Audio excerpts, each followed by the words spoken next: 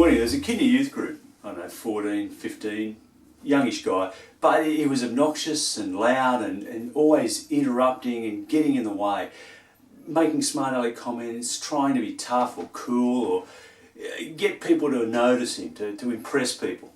One particular night he was completely obnoxious and out of his tree, interrupting and disrupting everyone.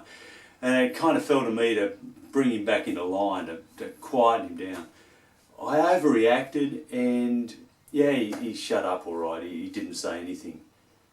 When the group moved on, he sat in the corner, head in his hands on his knees, sullen and sulking.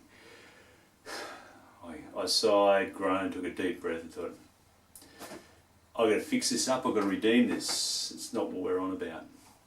So I went over and apologised, profusely apologised and said, look, I was out of line, I shouldn't have done it. All I got was a couple of grunts. And I guess, I don't know what I read into that, but looking back, it was kind of like him saying, yeah, I know, you're sorry, everyone's sorry, you just don't understand. You don't want to know what's going on in me. Yeah, I get you sorry, go away. I must have picked something up and I hung in there. I thought, I can't let this go.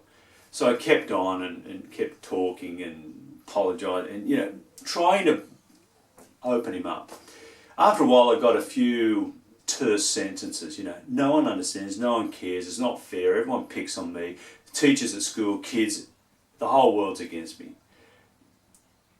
And then he softened and I saw in these moments, not the kid he wanted to be this tough man about the world, worldly guy, cool and everything, but this vulnerable young kid who was struggling in life.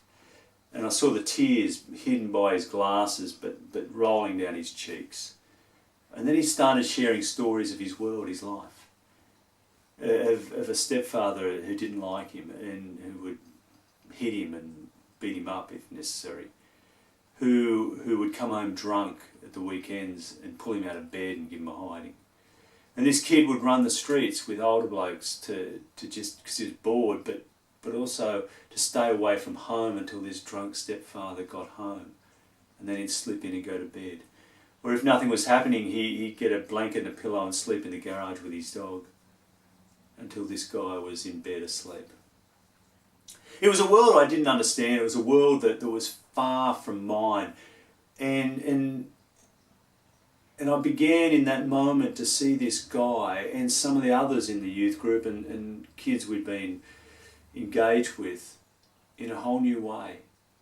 Not through the lens of my experience of my life or my context, but trying to see it through theirs. That their world, their life was very different and very hard. It changed something in me. And suddenly I wasn't so sure about myself and what I was thinking in terms of these guys. I learned something. There have been many other stories, many other situations in which I've seen the other being people of different ethnic origin, people of different culture, different experience,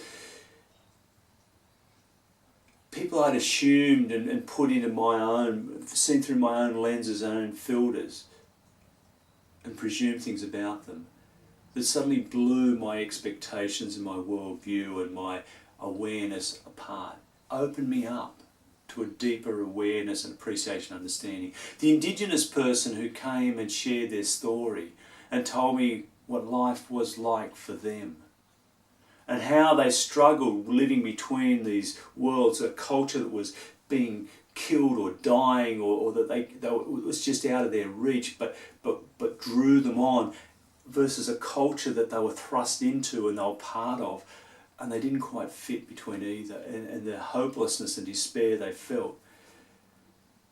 Or the young Rohingya fellow whose family had been shot down and he somehow survived, and with help of friends and family as a 14 or 15-year-old, got him out of the country, smuggled him out, and into Pakistan, and he travelled through there and he existed, and somehow got onto a boat, I can't remember the whole story, and ended up in Australia.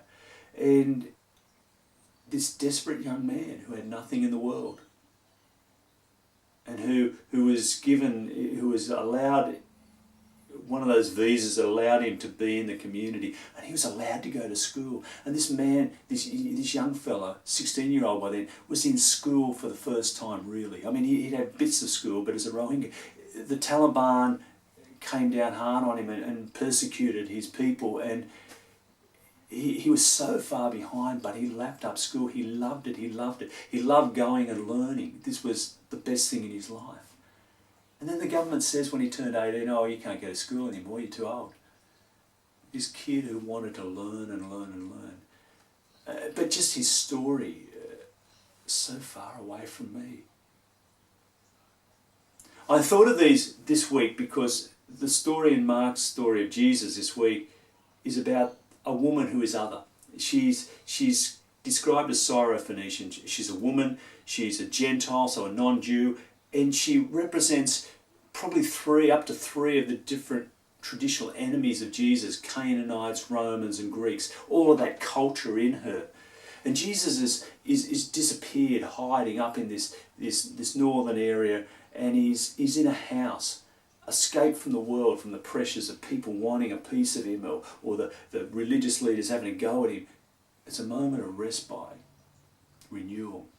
And she barges into this house, unexpected, uninvited, trampling all over the boundaries and the taboos of the culture, of gender, of everything. She does everything wrong. And she throws herself at the feet of Jesus and she begs him to heal her sick daughter. And then we hear the most incredible and probably awful words of Jesus. He says to her, "Woman, why take the bread of the children and give it to the dogs?" Here the children are the Jewish people, and the word for children he uses is the biological children, the people who belong. Why give what belongs to them to the dogs? Dogs was a denigrating word for Gentiles that Jews used. Jesus had come for these Jewish people. Why give it to Gentiles? Unlike my little youth group mate who kind of receded into himself and all bravado faded and failed and he was left in a weeping mess, she is a desperate mother and her daughter is at stake. Her daughter's life and health is at stake and she's not going to give up. So she comes back at him and she says, "Yeah, but even the dogs get to eat the crumbs and the leftovers, the scraps of the children, the stuff that falls under the table. I don't want their food, I want what's left over." And Jesus, Mark tells a story just earlier, that where Jesus is in the Jewish territories and there's 5,000 people, and 5 is representative of the law, the Torah, the people of Israel, the Jewish people, if you like. And they're fed, and there's enough fed. He breaks and gives them enough food, and there's 12 basketfuls left over, 12 being the people of God, the 12 tribes of Israel in the Old Testament, and the 12 disciples representing the people of God in the New. The whole people of God are fed, and there's basketfuls left over. I don't want their food, I want the scraps, the crumbs. You talk about grace, you talk about this reign of God, you talk about God's love. Well, I want a bit of that. If it's so great and it's so generous, I want a bit for my daughter. I just want the scraps. Jesus is taken aback, and if the previous statement of his shows him as a man of his time, of his culture, a man of his context, the next one shows him as one who is humble enough to learn, to be confronted by a different reality, and to be opened up to a broader reality, the greater compassion of God that he represents. She says to him, he says to her, "Your teaching, your words are true. Your daughter is healed." Jesus evolves, changes, he's open to the deeper truth and yearning of this woman, that this woman is a woman. He hears her story, her being, and he responds. He's not closed off. He breaks open the culture, the gender, the laws and the rules and the taboos, and recognises a deeper truth, a deeper reality of God's grace and love that he represents and he brings. That God's reign is for everyone.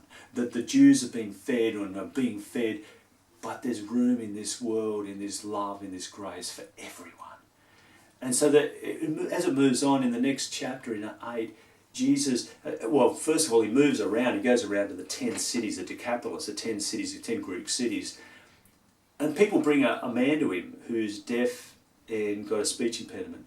And Jesus takes him aside and touches his ears and tongue and heals him. He gives this man voice and hearing. And I think as much in Mark's gospel, this is about giving the other, the Gentiles, the other, a voice to speak, but also ears to hear the grace and the words of God. This is about them speaking into the world, into this world of God, and hearing the good news of God's reign. And in the next chapter, he will do this same feeding story that he's done with the Jewish people in the Gentile territory. And there'll be 4,000, which represents the 4 corners of the globe, the whole world. And there's 7 basketfuls left over when they've all eaten, and that's the number of completion. 7 days in a week, perfection, completion. In other words, the whole world. There is enough food for the whole world, for God's people, for all of God's people, the whole world. These stories challenge me. They open me up to think, who is it I don't listen to? Who is the other that I don't hear? Who do I presume to understand without truly understanding? Where is my world and my perception too narrow? What in me needs to be opened up? But it's also a good news for those who are squashed in, those who are not heard. That young man in his life who was really hard, no one understood. It's good news to open us up to listen to him and for him to be able to speak, given voice. Or the Aboriginal people in Australia, given voice. Or the refugees whom we dismiss as illegals and boat people and all of that, given voice to hear what it means to live in their skin. Or for young people to speak out. Malala, who speaks out on behalf of particularly young women, girls and women who live in strict fundamentalist religious places, or in impoverished, or in other cultures where girls and women don't have the same opportunity. Or Greta Thunberg, who wants the world of adults, to understand what it's like to consider the world that young people are growing into. A world where the weight of human culture and greed and industry is weighing heavily on the earth and warming it up, and how the creatures are struggling.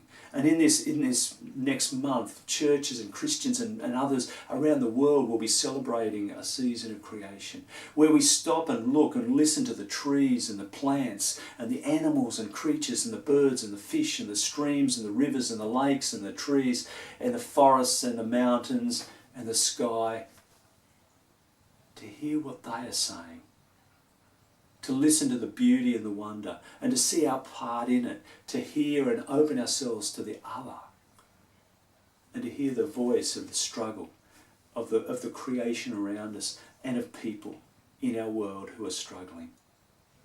And this story invites us to be open to the other, to embrace into this reign of God, which is there for everyone.